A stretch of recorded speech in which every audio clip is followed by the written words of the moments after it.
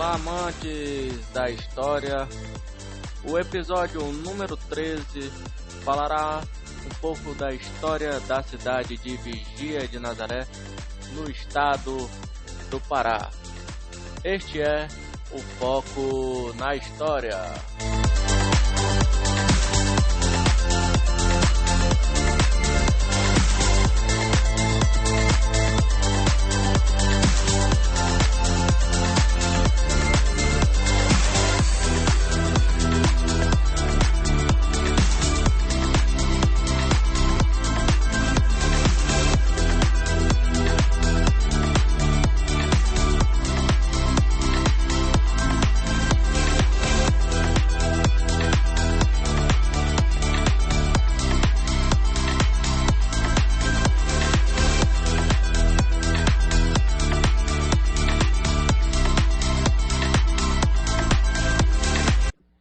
Olá, amantes da história.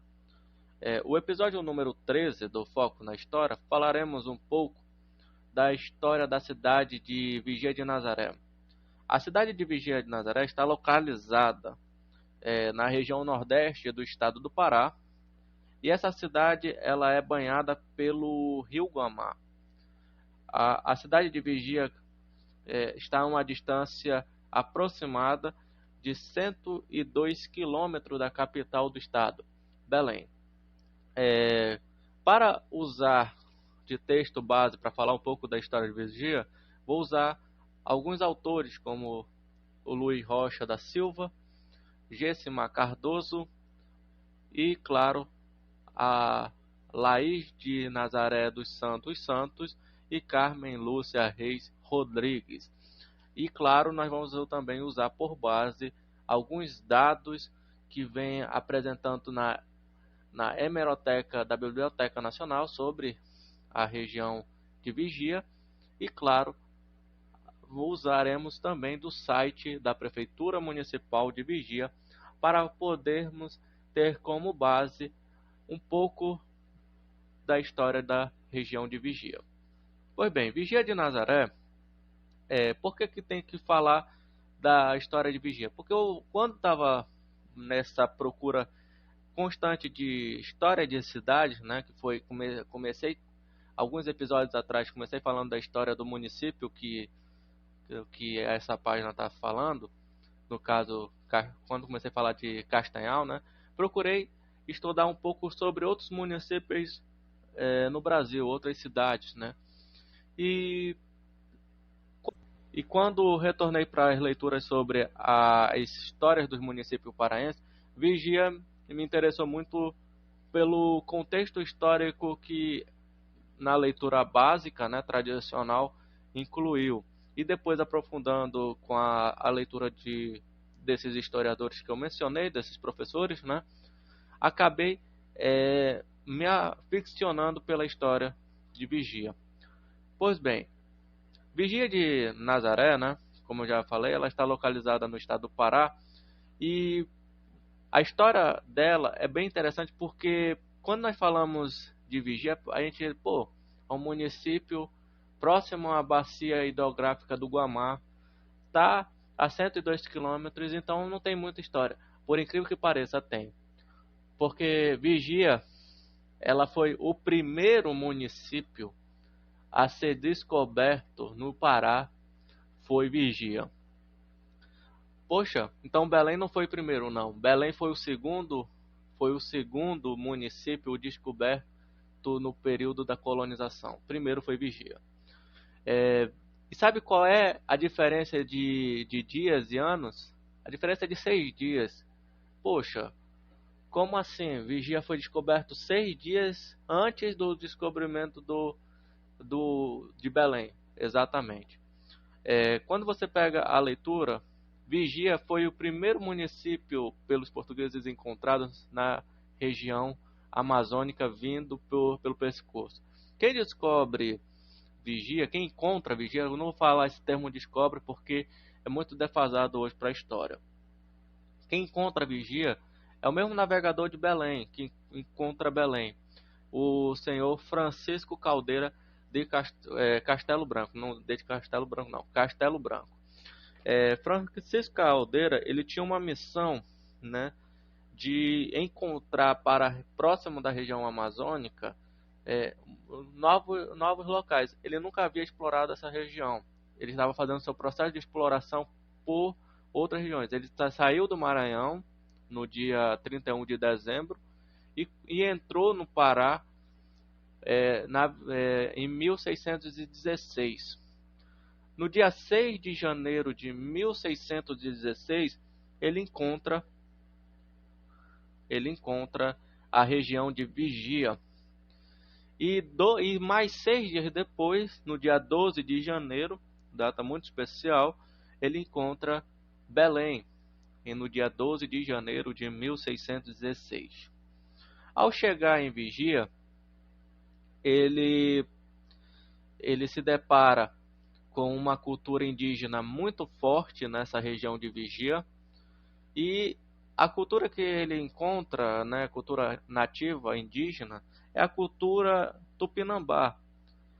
Essa cultura, ela era um dos mesmos tupinambás da região, elas eram da mesma língua, só que tinham um pouco de características diferenciadas. Até o momento, lendo outros artigos, né, procurei artigos que falavam sobre nativos da região norte, né, pertencente à tribo Tupinambá, e não consegui encontrar para aprofundar mais o conhecimento. Mas alguns escritos disseram que eram diferentes, algumas coisas, até rituais eram diferentes.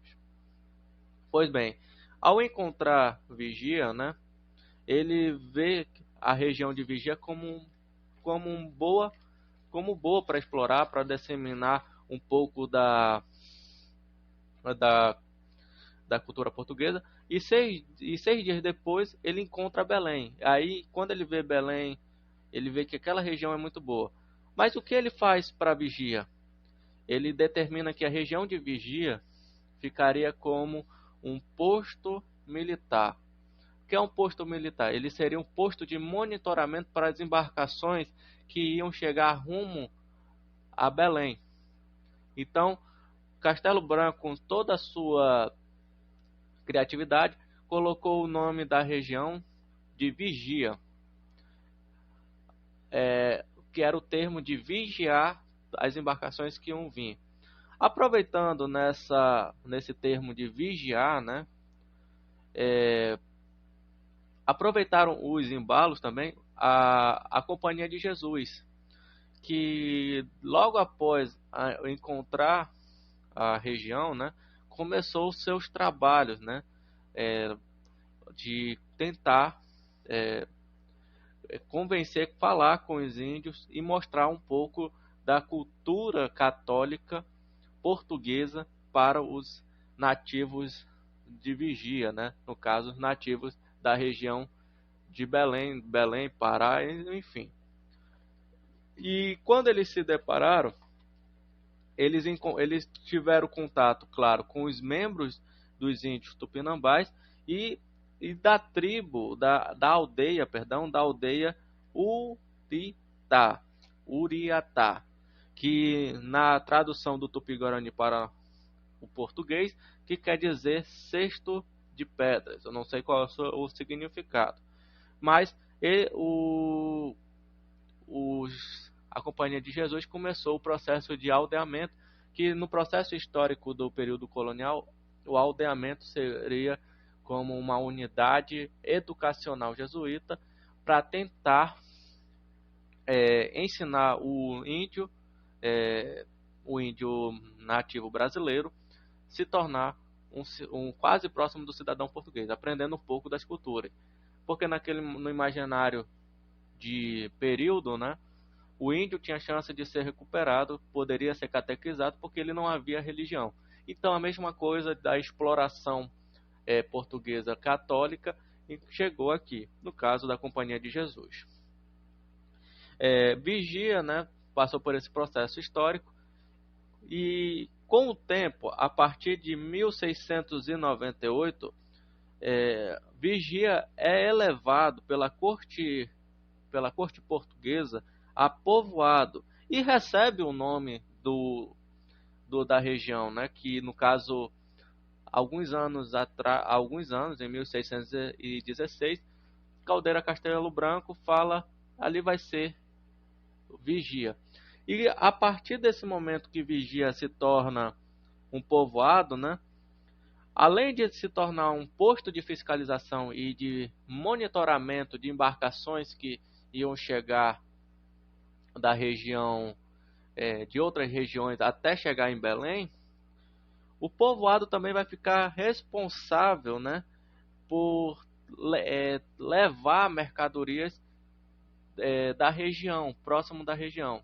Se lembram que na Amazônia existia o ciclo no Brasil econômico muito forte, que era o do açúcar. Em episódios atrás, do Foco na História, eu falei um pouco da história econômica do Brasil e quebrei muito aquele paradigma.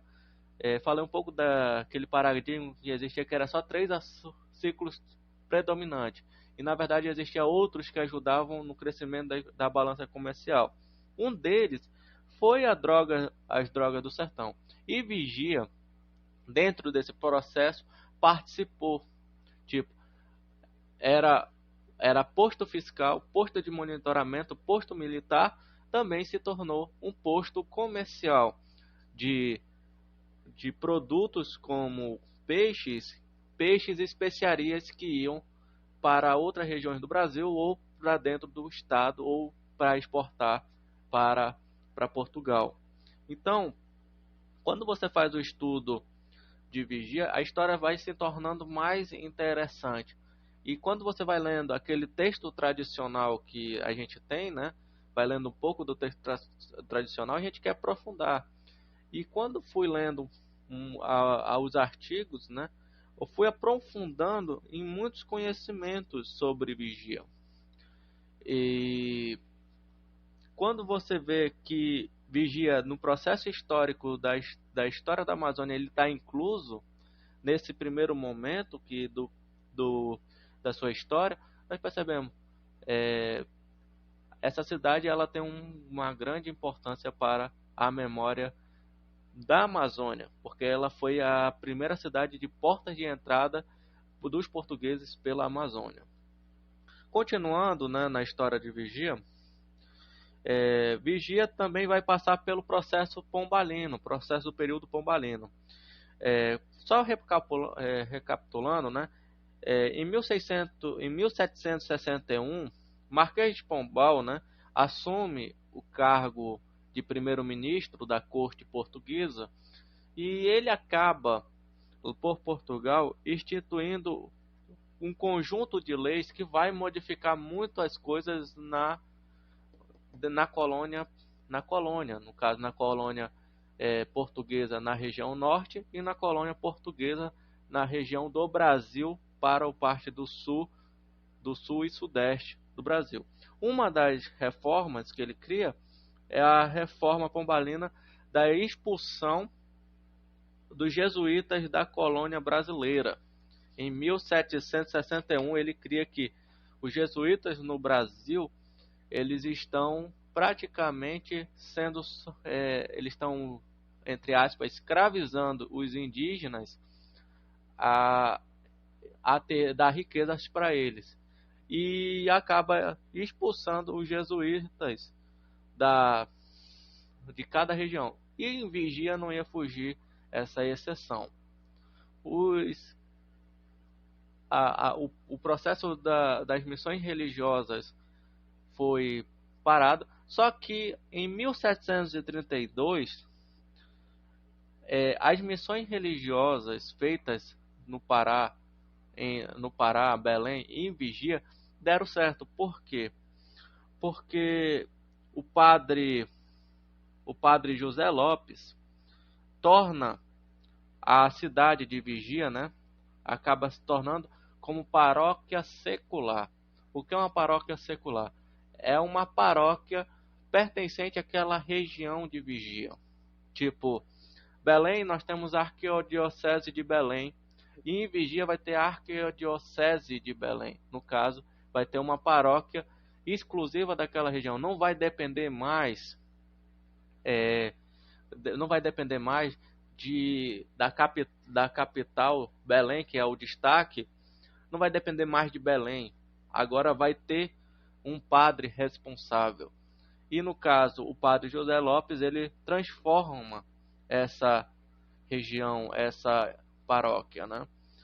Essa paróquia ela vai estar dentro do colégio, no caso não era bem um colégio, era colégio e também igreja, o colégio e igreja Mãe de Deus, que hoje existe, essa igreja ela ainda existe lá em Vigia. É um dos patrimônios históricos mais bonitos que existe em Vigia, é essa igreja. E claro, outros patrimônios históricos que até o final desse podcast eu vou falar um pouco. E quando ele deixa esse legado em Vigia.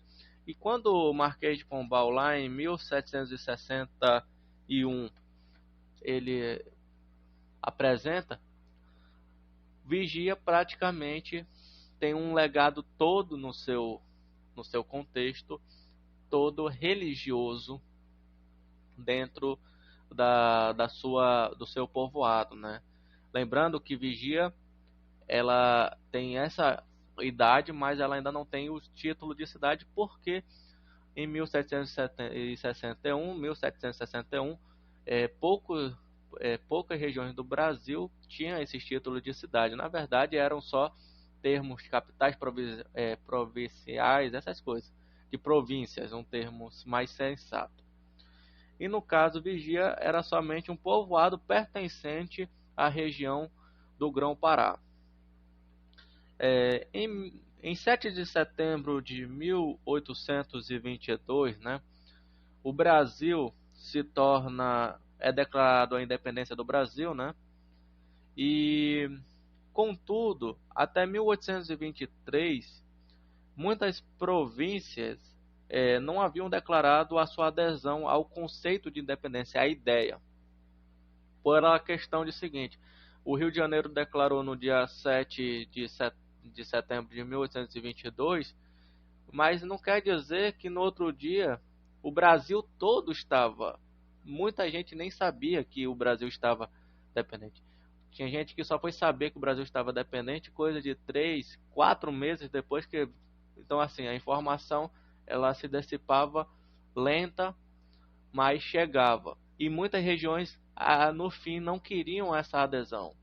O estado do Pará, né, no caso a província do Grão-Pará e Maranhão, no caso nesse momento até o Grão-Pará, não queria aceitar a independência do Brasil.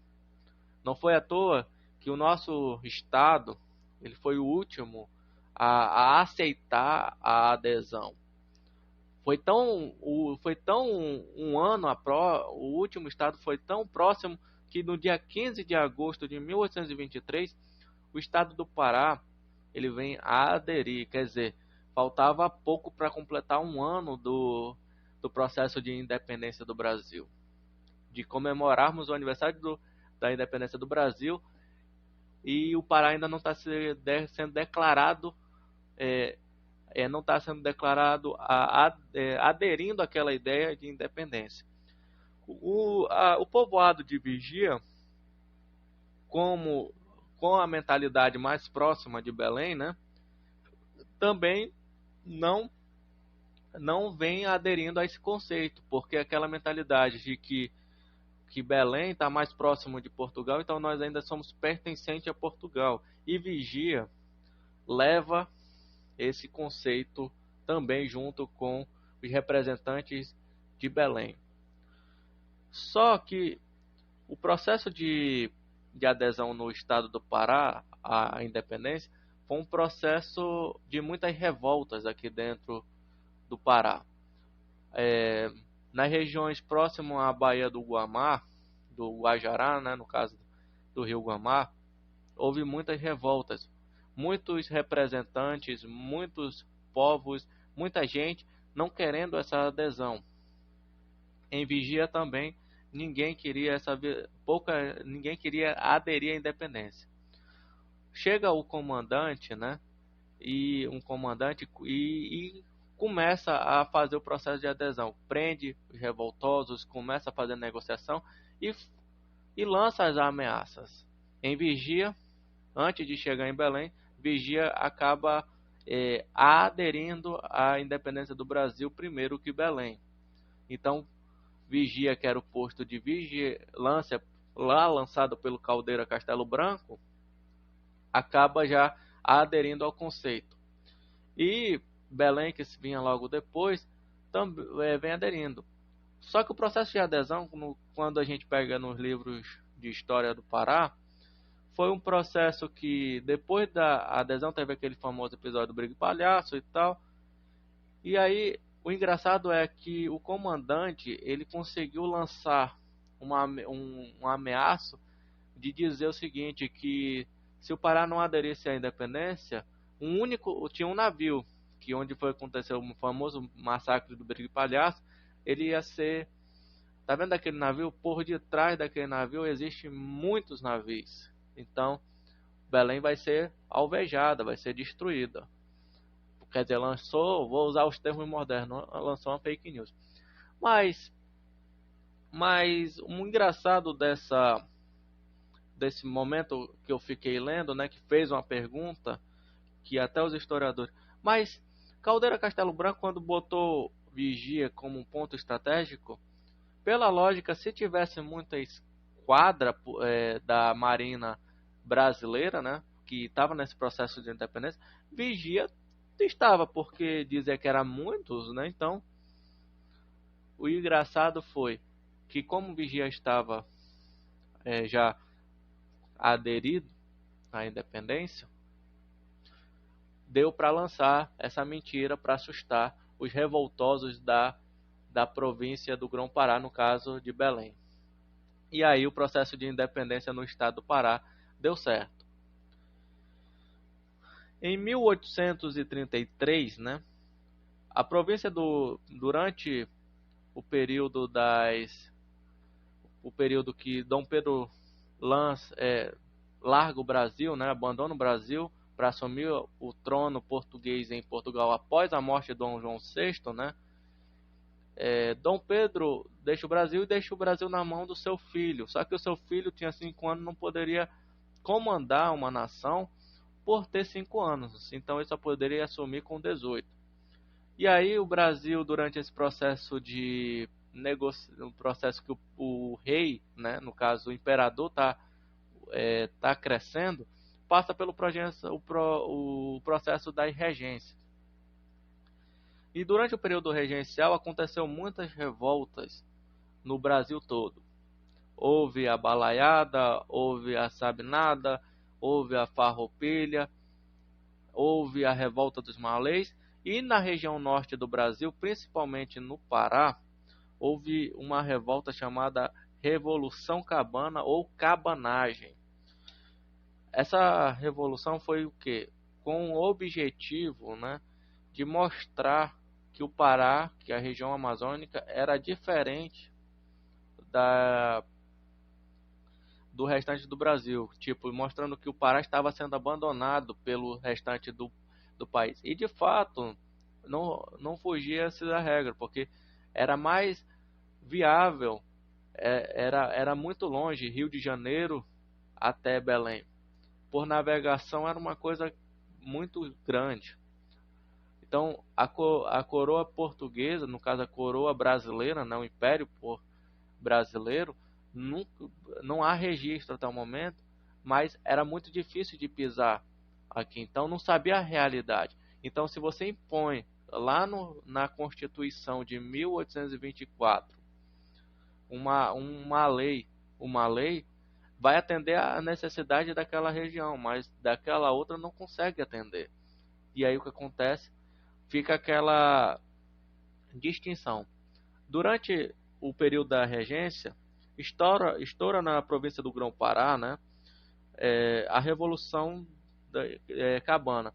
E o município de Vigia, né, no caso, município não, bora arriscar, povoado, ainda era povoado de Vigia, o povo participa daquele movimento, né, daquele processo de Revolução Cabana. Eles vão à guerra, vão manifestar, vão lutar, e em registros em registro, no caso nos textos que eu li, Vigia sofreu diversos ataques por parte do exército imperial. Em 1836, o movimento em Vigia, no povoado, ele cessa com a chegada do Major Francisco Sérgio de Oliveira. Esse major, quando ele chega, ele começa a colocar moral, começa a tentar cessar fogo, ele prende muitos líderes revoltosos, ele prende muitas pessoas que estavam participando daquele processo, e em Vigia a cabanagem, o processo de revolução cabana, ela é cessada. Em outras regiões do Pará ela continua, em Vigia ela é cessada. Então, com a interferência do major, né, pertencente ao exército imperial, ele acaba conseguindo controlar a revolta. Mas foram 3 anos de pura revolta no povoado de Vigia. E em 1854, né, o imperador Dom Pedro II, né, conforme com seus representantes aqui no Pará, reconhece que Vigia não tem mais condições de ser povoado pela sua história e acaba ganhando a titulação de cidade em 1854, e a partir daí vem exercendo, né, os seus papéis de município independente. A cidade de Vigia por muito tempo está recebendo esse nome, e com o tempo ganhou o termo Vigia de Nazaré pela forte predominância do Círio de Nazaré. O Círio de Belém tem 200 e poucos anos, de Vigia já tem mais de 300, então assim, recebe esse título. E durante boa parte do século XX, né, Vigia passou por grandes processos na sua história. Primeiramente, primeiros processos foi o processo da mudança do Brasil de Império para República. Então, acabou mudando muita coisa, aderindo à ideia de prefeitos, enfim.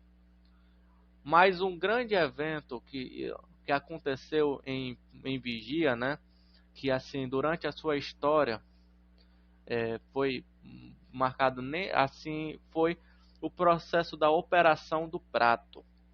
Gente, o que foi essa Operação do Prato? Entre os anos de 1977 e 1978,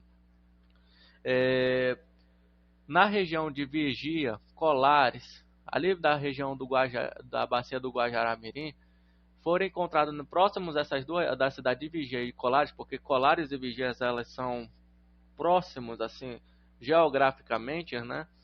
Então foram registrados fenômenos de luzes que vinham do céu. Então eram aqueles fenômenos de OVNIs, né, que diziam. Essas luzes, né, em relatos de moradores do período, essas luzes elas estavam atacando os moradores. E aí acabou gerando uma enorme operação. Uma enorme operação que foi para a região de Vigia. Só que um fato interessante. Essas luzes, né, elas estavam aparecendo no Brasil todo. Então nós vamos citar alguns casos. Vigia, no caso, essas luzes ficou conhecida como as luzes de Colares, mas também foram presenciadas pela a população de Vigia. Não foi à toa que o exército brasileiro acabou criando fixamento na região. Mas essas luzes, elas não foram encontradas somente em Colares, em Vigia. Elas apareceram em muitos locais no Brasil. Nós temos aí um famoso caso do Brasil, que é o famoso caso das luzes de Varginha, né? No caso em Minas Gerais, se eu não estou enganado, pode me corrigir. Essas luzes, elas também apareceram nesse município, apareceram em regiões do Maranhão. Então, assim, esse fenômeno de luzes que estavam atacando a população vinha aparecendo em todo o Brasil. E aí, na região amazônica, principalmente nessa região, a FAB, né, a Força Aérea Brasileira, né, veio para cá e criou uma mega operação para fazer investigação, né, no caso, para reconhecer e fazer documentação dessas luzes.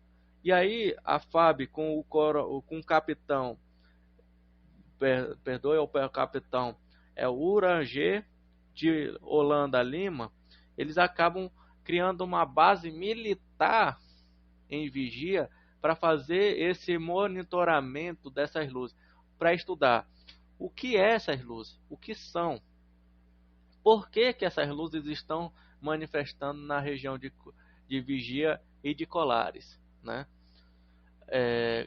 Essa operação durou aproximadamente um ano, foram um ano de investigação para saber o que essas luzes por que elas estavam atacando e vendo um pouco dessa operação do Prato também para poder estudar. Essa operação ela não gerou, ela não gerou o que não gerou qual foi o motivo, o que essa luz foi. Eu sei que depois de muitos anos, a região Colares, né, município próximo de Vigia, hoje é conhecido como a capital paraense dos ETs, por conta dessa mega operação que houve do Prato, né, para investigar. E, claro, a população aproveita e fala que foi coisa de ET aparecendo, estava abduzindo a população, aquele imaginário folclórico sobre os OVNIs, né, que nós conhecemos, de extraterrestres invadindo e, enfim. E aí acabou tornando Colares hoje um município que, claro, município que tem muita história também, mas que virou assim a capital paraense para a visitação dos extraterrestres. Quem quiser conhecer, está lá, Colares. E claro, essa operação acabou dando muita visibilidade.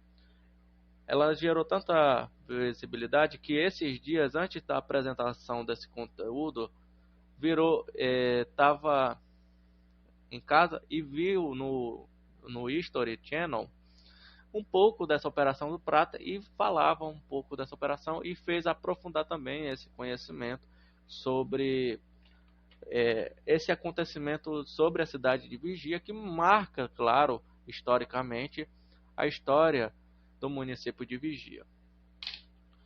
Bem, hoje, né, vamos falar agora de patrimônios históricos.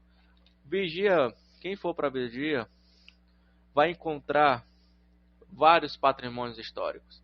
Vigia, eu já fui 2 vezes em Vigia. Uma eu fui quando criança e outra fui durante o período da faculdade. E quando eu cheguei no período da faculdade, é uma cidade extremamente histórica. Vigia, aí primeiramente você se depara pelas ruas. As ruas são pequenas no padrão histórico, como muitas cidades no Brasil são, que são do tempo de colônia. São ruas que são os asfaltos são mais calçamentos de pedras e é uma cidade bem interessante. Muitos patrimônios históricos, muito casarão antigo e, claro, você tem muita incidência histórica do período colonial na região de Vigia, ali na cidade de Vigia. E Vigia hoje, quem for visitar, você vai se deparar com diversos patrimônios históricos. Os principais patrimônios históricos temos a Capela do Senhor dos Passos, né? Conhecida como a Igreja de Pedras. Essa igreja ela foi construída no século XVIII e foi construída pelos jesuítas. E por incrível que pareça, gente, eu fui nessa igreja, eu fiquei muito admirado pela construção, porque ela é construída total de pedra, total. Com o tempo, né, os, o IPHAN, né, para conservar, adotou metodologias para manter essa igreja de pé. Mas é uma igreja que foi construída totalmente de pedra durante o período colonial brasileiro, durante o século XVIII. Outra igreja, eu já mencionei ela lá no início, é a Igreja Mãe de Deus, né? Que durante muito tempo também foi um colégio jesuíta. No caso, foi um local de escola jesuíta, né, de catequização, que foi fundado no dia 28 de fevereiro de 1733 pelo padre, que eu já mencionei, José Lopes. Como eu falei para vocês, essa igreja também ela é muito bonita. Ela está ali no centro de Vigia. Quem for fazer um tour pela região de Vigia, pela cidade de Vigia, essa igreja ela está na praça principal, está na região principal. É uma igreja muito bonita e se você for olhar as fotos, né, tem traços do período colonial, tem traços portugueses, católicos lá.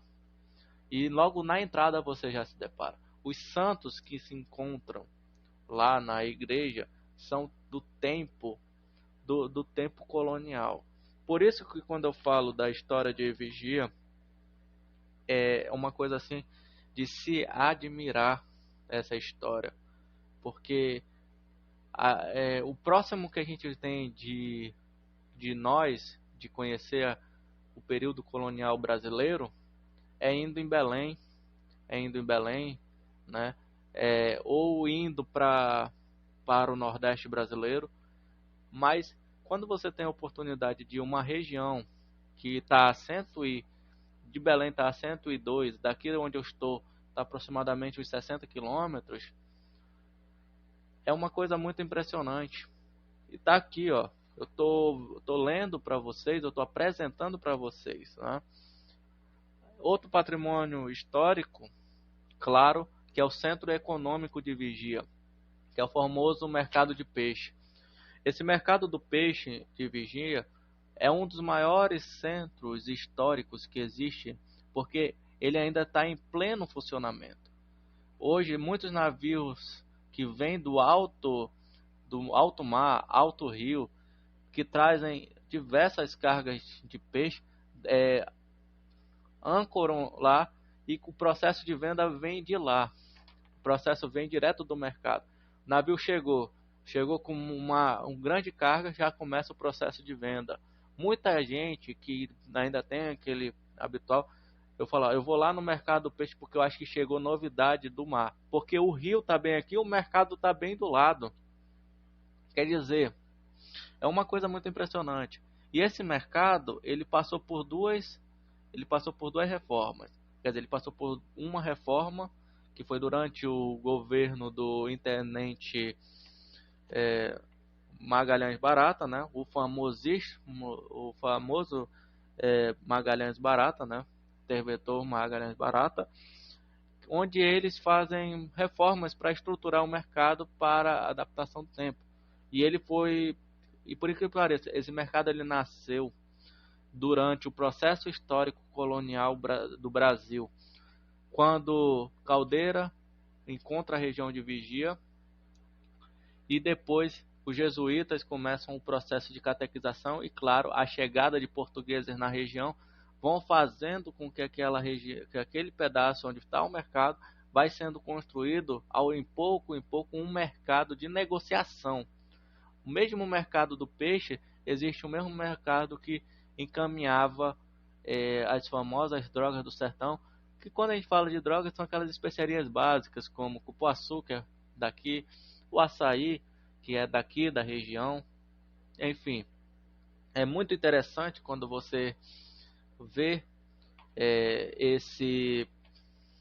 essa cultura aqui, no caso um patrimônio cultural desde o período da colônia, sendo conservado em uma cidadezinha no interior do Pará. Vamos ao outro, vamos ao outro patrimônio, o trem de guerra, né? O trem de guerra, na verdade, seria uma casa onde ficava um general do período da cabanagem e ele guardava muita artilharia, artilharia, armamentos, essas coisas. Tipo, virou um museu. E esse trem de guerra, né, que no caso seria dizer que era uma base militar, é um dos patrimônios históricos de Vigia também, muito visitado. E o maior patrimônio, que esse é o chamado patrimônio imaterial da humanidade, aquele que a gente não toca, que é uma questão cultural, o Círio de Nazaré de Vigia. Nos registros históricos que eu li, né, pode, pode ser, pode ser mais ou menos, mas eu acredito que seja mais. O Círio de Nazaré de Vigia, ele é o mais antigo do estado do Pará. Dizem que o de Belém, ele tem 212 anos, eu acho que fez recentemente. Também, se eu vou dar uma pesquisa depois, em outros podcasts eu corrijo. Mas na leitura que eu fiz, o Círio de Nazaré de Vigia, ele tem aproximadamente mais de 300 anos de história em Vigia. Por quê? Porque esse Círio de Nossa Senhora de Nazaré de Vigia, ele é um processo de 15 dias de pura peregrinação e fé. Começa com o Círio fluvial, vai passando pelo Círio das crianças, vai passando pelo translado da Santa, o processo e ele dura exatamente 15 dias. E aí esse Círio de Nazaré, nos textos que eu li, né, ele não começou como uma peregrinação como a gente vê em Belém, como nós vemos no caso em Vigia, ou como nós vemos em outras cidades do estado do Pará. Ele começou como um processo de oração, né, um processo de cultura, porque eles encontraram uma santa ali na região de Vigia, né, uma santa, que no caso é Nossa Senhora de Nazaré, e lá eles começaram o processo de oração, construíram a igreja, numa igreja para a santa, onde seria o processo de transladação e o processo de onde a santa ia terminar o seu percurso, né? E lá começou esse processo do Círio de Nazaré, que é uma tradição histórica de muitos anos e que é um marco da cidade de Vigia, né? E bem, pessoal, é isso. Eu queria agora dar aí as palavras finais. Quando eu falando no início, né, da história de Vigia, falando por quê, eu quero voltar a um historiador que é o Thompson, que ele fala muito da microhistória. A microhistória, ela tem por objetivo de contar a história que é de cunho pequeno, fazendo com que ela possa ser inclusa dentro de uma macro história, que é aquela história grande, né? A história de Vigia, quando eu leio ela é uma história que ela não posso considerar ela somente como uma micro história, porque, poxa, eu contei aqui um processo histórico de 1616, mais de 400 anos de uma história do município, de uma cidade que foi a primeira cidade do estado do Pará a ser encontrada pelos colonizadores portugueses. Então, como é que essa história ela pode se tornar micro? Como é que ela é analisada como micro? Ela participou dos mesmos processos históricos que Belém participou. Ela foi colonizada pelo mesmo navegador que Belém foi encontrada? Foi encontrada pelo mesmo colonizador. Foi colonizada pela mesma companhia, quer dizer, os índios foram catequizados pela mesma companhia de Jesus que foi para Belém. O processo da Lei Pombalina, que aconteceu em 1761, aconteceu em Belém e aconteceu em Vigia. A Revolução Cabana, o processo de adesão do Pará, perdão, aconteceu da mesma forma, no mesmo processo. A Revolução Cabana aconteceu também no mesmo processo. O processo histórico de Belém, o processo histórico do Pará, no caso, se a gente for pegar por Belém, é igual. Só tem uma coisa que muda, é o período da borracha, do ciclo da borracha. Mas Vigia também participou. Só que não teve o mesmo processo histórico que Belém teve no caso do ciclo da borracha. Mas se você for pegar toda a história de Vigia, você lê pelos historiadores que eu apresentei, né? Que foi o Josimar Cardoso, Luiz Rocha da Silva, Laís de Nazaré dos Santos, Carmen Lúcia Rei Rodrigues. A história de Vigia é uma história muito bem interessante de você contar, de você apresentar. O que eu tenho a dizer é que Vigia de Nazaré e a cidade de Vigia de Nazaré, que recebe esse nome porque um navegador viu uma possibilidade de ser um posto militar e colocou o nome de Vigia, e o termo Nazaré porque foi a primeira cidade que sediou o Círio de Nazaré. Poxa, você tem uma história muito impressionante. Quando você lê, como eu li os artigos, as teses e as dissertações de doutorado, você fica muito impressionado. E quando faz essa comparação da história de Vigia com a história grande, vamos dividir a história em 3 etapas: macro, média e micro. Quem é a macro história? É a história do Brasil. Quem é a médio história? A história do Pará. Quem é a micro história? É a história de Vigia. Você vê que a história de Vigia, por mais que nesse contexto se inclua naquele contexto micro, porque eu estou falando somente daquele espaço de Vigia, ela está inclusa do micro ao médio, do médio ao macro, ou do micro ao macro. Quer dizer, é interessante o processo. É um processo assim que você tem que entender. Vigia participou do processo econômico das drogas do sertão, participou dos processos revolucionários que aconteceu na Amazônia e, claro, foi notícia nacional durante a década de 70 com o aparecimento das luzes de Colares, né? Ou no caso dos aparecimentos dos supostos OVNIs na região de Colares e Vigia, ao ponto que o exército teve que bater a sua base militar lá em Vigia. Então a gente precisa apresentar essa história, precisa conservar essa história e, claro, queria pedir a todos, né, aos amigos, acompanhadores da página Foco na História, né, nos nossos YouTubes e redes, que a gente possamos aplaudir a história de Vigia, porque é uma história muito bem interessante, bem legal de ser analisada.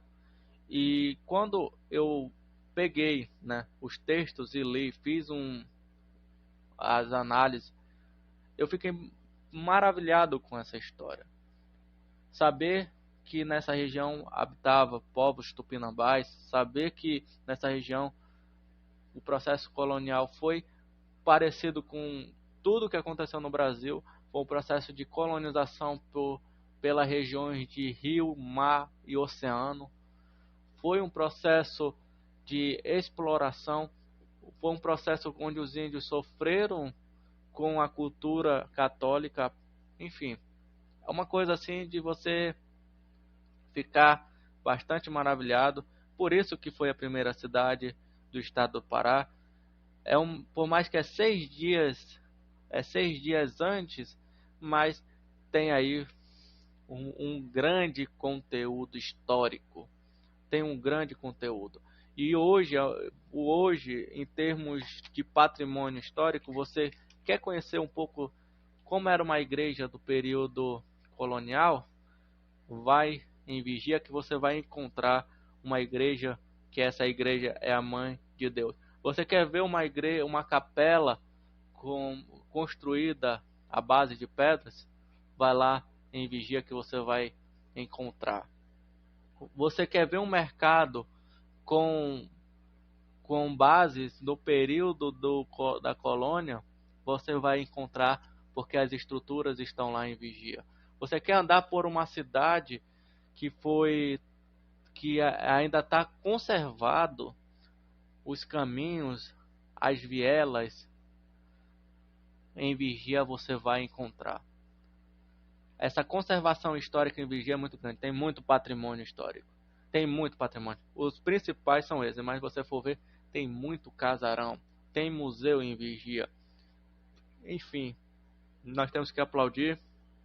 Nós temos que contar. E claro, em Vigia também nós temos hoje o maior símbolo da cultura paraense, que é o Círio de Nazaré. Considerado nos últimos anos patrimônio imaterial da humanidade, considerada pelo INFAM. E o INFAM também considerou que muitos patrimônios em Vigias, como o caso da Capela do Senhor dos Passos, Igreja de Pedras, né, que eu mencionei, a Igreja Mãe de Deus, e o Mercado de Peixe e o Círio de Nazaré de Vigia, são considerados patrimônios nacionais. Quer dizer, são patrimônios que não podem ser mudados. E claro, muitos casarões em Vigia. Por isso, eu quero terminar o foco na história de hoje, né, com uma salva de palmas para a história de Vigia. Viva Vigia!